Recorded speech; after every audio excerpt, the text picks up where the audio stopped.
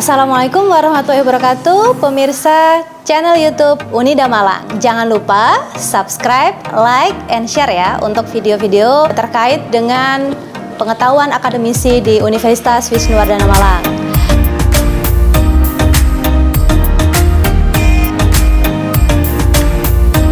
Nah, hari ini kita akan melanjutkan bincang santai. Kalau kemarin kita sudah bahas terkait ilmu hukum, terkait UMKM, dan banyak lagi yang lainnya. Hari ini kita akan bincang-bincang santai bersama narasumber yang sangat hebat sekali dari bidang ilmu teknik, khususnya teknik sipil. Nah, hari ini ada tema yang sangat unik, yaitu temanya adalah cara mengawali usaha konstruksi dengan modal nol. Nah, bagaimana dan apa saja triknya? Mari kita perkenalkan dulu. Kita berkenalan dulu dengan narasumber yang ada hari ini. Beliau adalah Bapak Haryono Saputro Yongki Pratama. Selamat datang Pak Yongki. Selamat datang, Nurin. Gimana kabarnya? Alhamdulillah sehat Pak Yongki ya. Alhamdulillah sehat.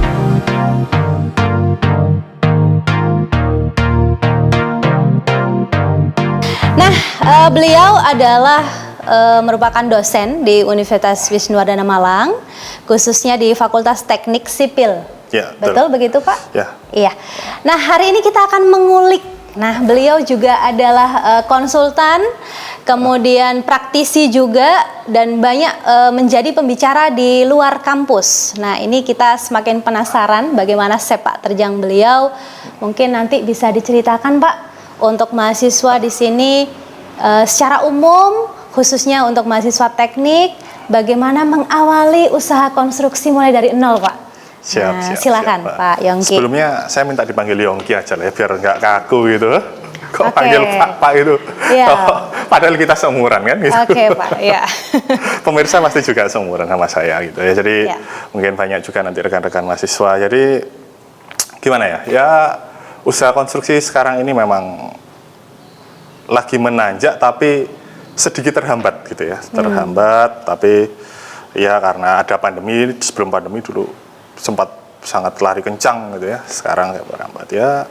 Kalau saya cerita-cerita mulai awal, mungkin pada awalnya pas waktu kuliah dulu lah. Saya dulu tuh cita-citanya itu kan memang dari kecil, dari SD tuh pingin jadi insinyur, padahal SD tuh nggak tahu insinyur itu apa. Oke, iya betul. Insinyur itu apa? Terus saya juga bingung, baru tahu itu ya mungkin sekelas-kelas SMA gitu ya. Setelah SMA pingin jadi insinyur, terus kok cari-cari tahu ternyata ketemulah jurusan sipil gitu. Saya sipil, kebetulan saya sekolah di Malang sini aja, terus ada jalur yang saya ndak tes itu waktu itu, ada jalur namanya PMDK gitu ya. Namanya PMDK. Ya. Saya juga berusaha, ya nggak berusaha sebenarnya ya, sama guru saya dipaksa gitu ya, sama dipaksa. Berarti ya, memang mulai dari SMA udah pinter gitu ya Pak ya? Bisa masuk jalur tanpa tes ya? Pinter ya enggak sebenarnya. Justru kalau saya cerita ya namanya anak SMA ya nakal-nakalnya anak gitulah ya. Dulu waktu itu kalau dulu di jurusan IPA itu cowok IPA kan ceweknya banyak, cowoknya sedikit gitu ya. Cowoknya cuma ada 5, ceweknya ada 30-an gitu ya. Jadi saya sudah berlima, 5-5-nya cowok di sana itu kalau bisa dikatakan rawan tidak lulus, ya rawan tidak lulus semua. Gitu ya, Pak, ya? Tapi ya kok nggak tahu. Jadi namanya rezeki tahu-tahu jadi masuk itu, terus PMDK malah keterima gitu ya. Dari saya cerita PMDK di jurusan teknik sipil gitu ya, terus ya sambil punya cita-cita waktu dulu, wah nanti di ospek itu kan ternyata keras banget ya, keras banget. Terus saya juga baca-baca buku biografinya seorang engineer itu, terus gimana caranya saya baca kok saya tertarik gitu ya. Tertarik padahal niatnya ntar waktu kuliah kalau bisa sudah bisa bantuin beban orang tua. Karena orang tua saya juga ya be aja gitulah, maksudnya bukan orang tua dari yang gede banget, karena orang tua bapak saya, ibu saya semuanya PNS, jadi ya hidup kami ya sederhana-sederhana aja gitu. Jadi PNS di waktu dulu kan nggak tunjangannya nggak sebesar sekarang gitu. Nah, jadi gitu setelah itu niatnya bantuin beban. Begitu masuk kuliah sama dosen malah ditambahin beban saya. Ya beban hidup, beban mati, beban gempa, beban angin. Aduh. Tapi itu biasanya menjadikan kita lebih bisa survive gitu ya. Itu ya alhamdulillah waktu itu saya ngulang. Oh gitu. Saya ngulang maktek. Yang pertama dapat C, saya ulang lagi dapat B gitu aja. Nggak bisa pengen dapat A ya, ternyata ya nggak bisa juga. Waktu itu untuknya memang sulit. Waktu itu. Nah, setelah itu saya pengalir pendidikan saya sebenarnya dari itu aja, dari mengalir aja. Waktu itu saya mulai dari diploma, terus dari S1 pendidikan, S1 murni, S2 sampai terakhir profesi. Kebalik kan, karena udah ada undang-undang insinyur gitu ya. Harusnya profesi dulu kayak dokter, sekarang saya S2 dulu baru profesi gitu. Nah, kemudian dengan perjuangan yang begitu panjang ya Pak Yongki ya pastinya, untuk menjadi seperti sekarang, menjadi konsultan, kemudian praktisi yang sudah melalang buana. Nah, itu apakah perlu modal yang besar Pak? Saya bangun ini memang sudah lama ya, jadi dari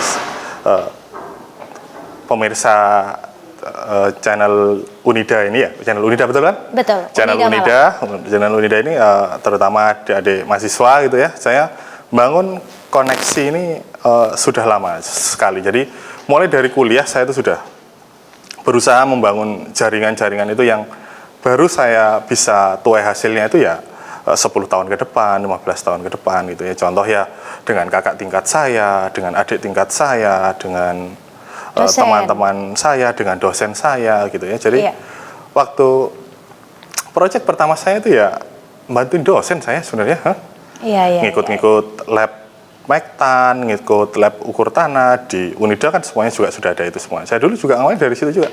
Ya bantu-bantuin lah, walaupun hanya pegang-pegang alat sonder atau istilahnya tukang kuli angkut alat gitu ya. Waktu itu dapat gaji lumayan lah gitu, paling nggak bisa buat beli bensin gitu ya Pak ya. Kalau lebih lah, kalau beli bensin paling nggak bisa ngajain calon gebetan ngedit gitulah. Berarti mahasiswa di luar sana bisa ya lumayan dapat modal gitu ya Pak Yongki. Ya itu dapat seperti itu, terus itu kenal orang, kenal baik, terus setelah itu ya saya kumpulin uangnya, memang saya tabung gitu, karena tabung pelan-pelan ya. Memang dunia konstruksi kalau dipikir-pikir punya memiliki namanya itu lupa saya, modal di dunia konstruksi itu memang tidak sedikit gitu ya. Tapi yang paling gampang, tidak modal, ya menggunakan otak Anda gitu ya. Jadi itu ya jadi konsultan gitu lah. Jadi konsultan itu sangat ya masih terjangkau gitu ya. Terjangkau, paling Anda cuma modal laptop dan printer gitu ya. Dan kecerdasan pastinya. Nah, otomatis kalau itu kan kecerdasan itu harus kita olah terus mulai dari kuliah dan dikembangkan terus gitu. Jadi ya dari konsultan kecil-kecil gitu, terus ada sama dosen saya waktu itu dimintain tolong untuk jaga nungguin proyeknya dia, nungguin proyeknya saya. Nggak digaji saya waktu itu, saya ambil nggak apa-apa.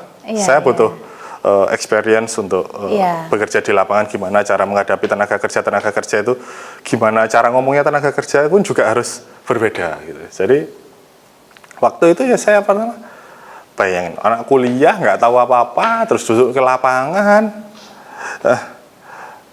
Kalau saya nggak hati-hati malah dibully sama tukang-tukang itu sebenarnya. Jadi akhirnya ya saya mau nggak mau ya belajar ya merendah dulu gitu. Jadi caranya ya tanyanya mungkin kayak, Pak, ini caranya bikin batas supaya pasangnya tegak lurus tuh gimana ya?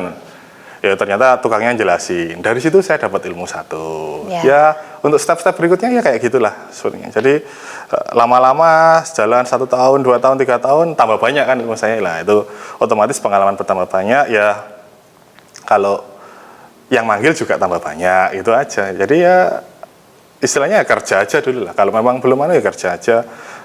Nanti rezeki ngalir lah, pasti ngikutin itu. Itu harus yakin ya untuk mahasiswa di luar sana dan pemirsa channel YouTube. Jangan lupa Yang belum like, yang belum subscribe di pertengahan, boleh like dan subscribe serta share ya di teman-teman.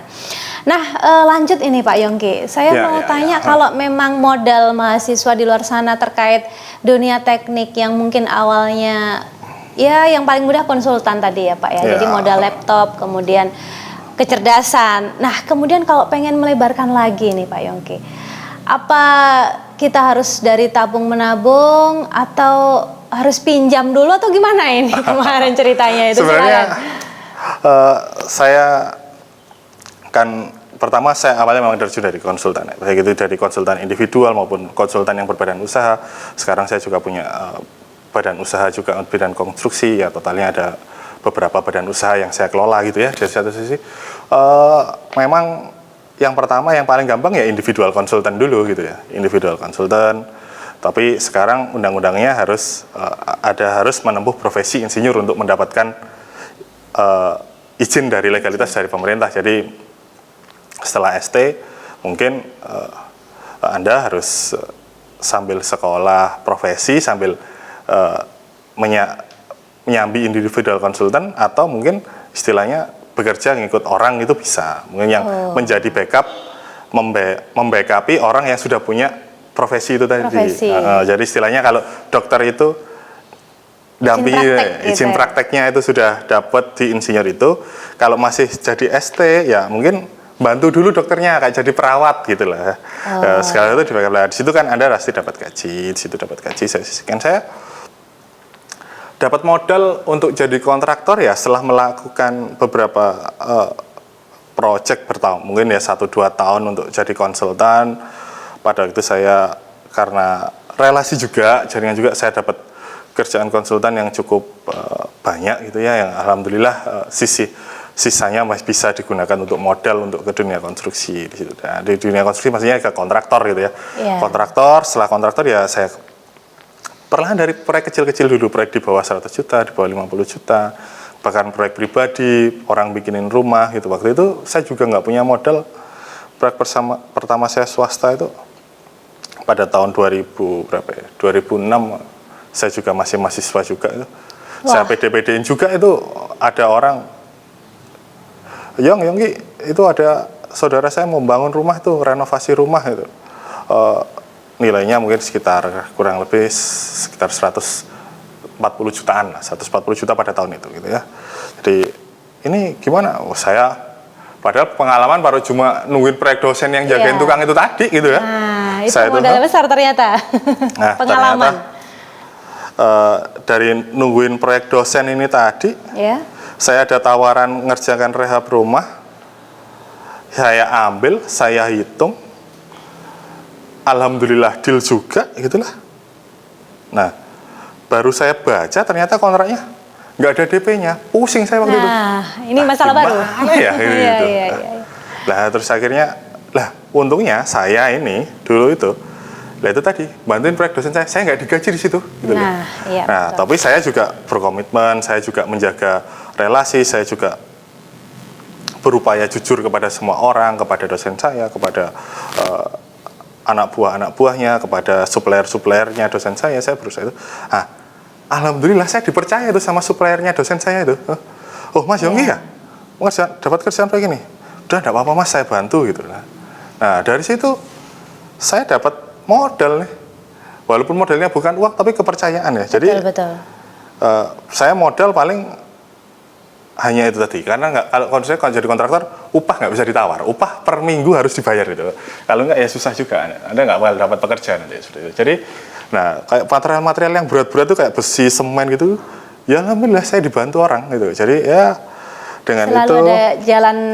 Nah, itu kita muter gitu. Terus dikasih modal, dikasih pinjaman. Jalanlah progres sampai 20%, set invoice cair, ya itu ngalir lah. Terakhir ya sudah tinggal profitnya saja gitu ya. Kita profit juga waktu itu saya kembangkan lagi. Saya kembangkan lagi. Ya itu berjalan terus setelah itu. Setelah itu berjalan terus ya. Ada kerjaan pemerintahan gini, perlu ini gitu. Pada waktu itu kan syaratnya enggak punya bendera ya, belum punya badan usaha. Ya modal-modal yang dari swasta-swasta. Bendera itu badan usaha ya? Ya, badan itu badan usaha kayak CV, PT gitu. namanya bendera nih. Ya dari modal-modal seperti itu saya buat pelan-pelan. Pertama buat badan usaha konsultan dulu. Ya sama dari itu nyicil. Kalau langsung berat memang. Tapi kalau segmennya pemerintah gitu, swasta gitu ya pasti ada. Jadi katakanlah selisih dapat berapa 3 juta waktu itu, ya saya buat badan usaha. Ngurus aktenya dulu, ngurus izin yang lain, izin usaha jasa konstruksinya, sampai lama-lama bisa settle, berkembang, ini dapat kerjaan ini lah, akhirnya ya alhamdulillah bisa jalan sampai sekarang. Baik, berarti sebenarnya modal utama ini ya untuk mahasiswa di luar dan pemirsa channel YouTube Unida Malang, sebenarnya untuk dunia konstruksi, konsultan, kita bekerja sama dengan orang lain, modal terbesar itu kepercayaan ya Pak Yongki ya? Betul.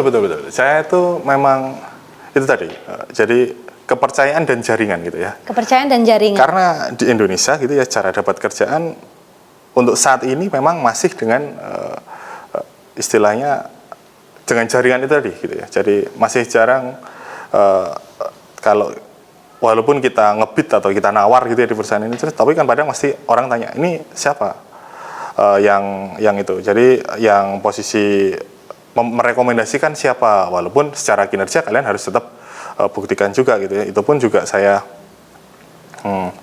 alami waktu saya jadi konsultan individual di Dikbud dan di Dikti waktu itu. Jadi saya dampingin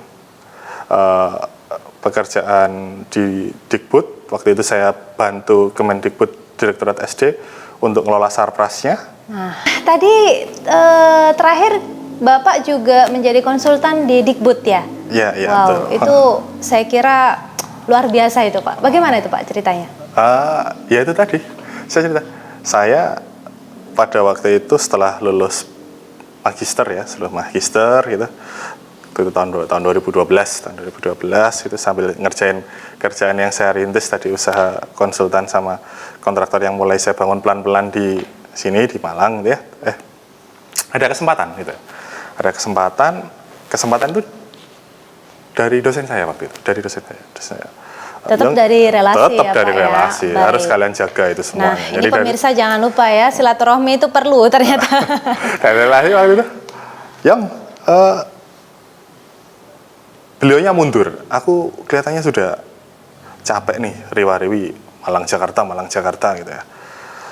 Tapi di sana masih perlu orang yang masih energik gitu ya. Saya waktu itu usia masih 20-an lah, masih 26 atau 27 gitu ya. Iya. Itu hampir 30-an itu Pak. Ya 20-an lah, 20-an. Masih energik gitu. Coba deh apply sana gitu. Nanti setelah itu cobain pasti insya Allah ada tindak lanjutnya. Saya coba lah apply, bikin CV yang baik gitu ya. Saya browsing dulu waktu itu gimana cara bikin CV yang baik ini saya buat apply ke sana. Ternyata ada respon dari sana.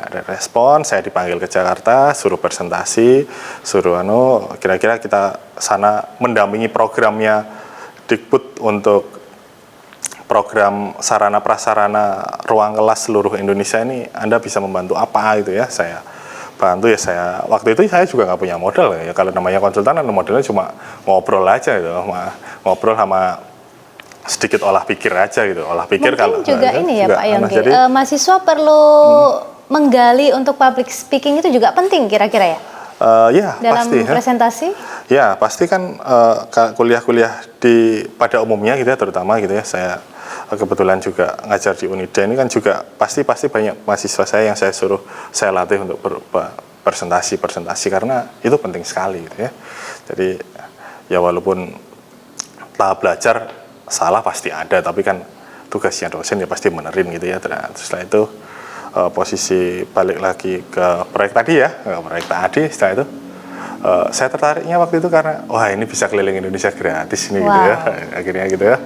Ya alhamdulillah juga saya di sana diterima gitu ya Pak. Sana akhirnya saya malah bisa mengajak rekan-rekan saya waktu itu gitu ya. Jadi situ Nah, saya posisi itu berjalan dengan apa adanya. Saya juga saya ngajak rekan-rekan saya yang satu alma mater sama saya, mungkin dari mahasiswa saya juga, ada beberapa yang saya ajak juga gitu ya.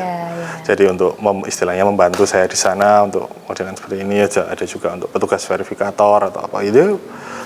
Dari situ saya kumpul modal lagi. Ya, saya kumpul modal lagi sambil saya usaha yang di Malang saya tidak berhentikan gitu ya. Jadi pada saat itu ya memang semuanya jalan ya Pak Yongki ya. Berusaha menjalankan semuanya secara simultan. Jadi bisa dibayangkan pada waktu itu kalau saya pikir ya kok bisa ya saya dulu kayak gitu ya. Berangkat Senin, pulang Rabu, pulang Kamis di Malang masih ngurusin usaha. Saya masih ngajar di Unida gitu ya. Akhirnya ya alhamdulillah maksudnya. Alhamdulillah. Setelah itu berjalan di SD jalan, nah akhirnya posisi udah keluarga udahlah pelan-pelan aja, nggak usah yang di Jakarta. Kalau memang ada kalau bisa agak dilonggarkan. Tidak saya lepas sama semuanya, tapi komunikasi silaturahmi tetap jalan sampai sekarang. Kadang teman-teman di Jakarta kalau perlu sesuatu juga menghubungi saya, diundang narasumber seperti apa gitu ya. Akhirnya dari situ pun saya juga berkembang lagi gitu lah. Di satu pertama di ngurusin SD, terus akhirnya ada yang kenal orang, Mas coba apply Mas di Dikti. Di Dikti ternyata ada proyek-proyek besar di situ. Berarti mahasiswa juga perlu belajar nih dari Pak Yongki yang memang merintis modal dari nol itu memang sungguhan gitu. Bisa ya Pak ya, kalau selagi kita mampu percaya. Pede aja udah, yang penting itu tadi. Harus ya berintegritas dan jujur lah. Maksudnya jaga kepercayaan orang itu dengan baik gitu ya. Iya, menjaga kepercayaan. Kalau caranya menjaga kepercayaan itu gimana ya nanti mungkin episode berikutnya ya Bu Nurin ya. Itu ya, ditunggu ya. Pemirsa channel YouTube Unida Malang ternyata sangat menarik sekali kalau kita kulik-kulik modal di dunia konsultan, konstruksi itu mulai dari nol itu ternyata benar. Jadi memang betul modal kepercayaan yang pertama. Kemudian kalau terakhir ini Pak Yongki, kira-kira ada 3 kata mungkin untuk mahasiswa atau pemirsa yang istilahnya biar greget untuk memulai konstruksi dengan atau konsultan dengan modal dari nol ini? Yang pertama ya amanah lah. Amanah. Anda harus amanah pasti ya. Jadi gimana pun orang nggak akan percaya lagi sama Anda kalau Anda tidak memegang amanah itu dengan baik gitulah. Baik. Yang kedua jujur. Jujur. Jadi saya berkomitmen kepada klien saya, kepada staf saya, kepada anak saya. Oke, ini nggak bisa Pak seperti ini, bisanya seperti ini gitu. Ya jadi bicara apa adanya di awal gitu. Pak kalau memang ini biayanya sekian gitu. Jadi nggak ada istilahnya mukul dari belakang atau ngemplang dari belakang itu jangan. Mending bicarakan semuanya di awal gitu ya. Baik, itu terbuka. Itu sangat baik. Terus ketiga ini Pak Yongki ini apa nih kira-kira? Harus banyak teman. Harus banyak teman. Wow, ternyata pemirsa kita sudah mengulik-ngulik dari narasumber yang sangat hebat ini, dan kalau saya baca CV-nya sepintas, wow, saya geleng-geleng ya, halaman tuh gak habis-habis itu pemirsa ya. Nah, ternyata ada 3 tadi. Yang pertama adalah amanah ya Pak Yongki ya. Yang kedua tadi adalah jujur. Yang ketiga adalah relasi atau banyak teman. Baik, terima kasih Pak Yongki. Mungkin 3 kata itu adalah gongnya gitu ya pemirsa. Untuk kesimpulan gitu, bincang santai kita hari ini. Terima kasih atas kehadirannya Pak Yongki. Mudah-mudahan sambung lagi di lain waktu. Tetap sukses, tetap semangat di masa pandemi ini. Mudah-mudahan kita semua sehat. Oke. Ya. Nah, untuk pemirsa, terima kasih telah menyaksikan channel YouTube Unida Malang. Jangan lupa like, subscribe, dan share ya ke teman-teman yang lain agar ilmunya lebih barokah dan berkembang lagi. Terima kasih, saya akhiri. Benar. Kalau mau ya tadi mau tanya-tanya tentang kelanjutan dari cerita saya tadi, jangan lupa komen ya. Oke, komen ya. Terima kasih, saya akhiri. Wassalamualaikum warahmatullahi wabarakatuh. Waalaikumsalam warahmatullahi wabarakatuh.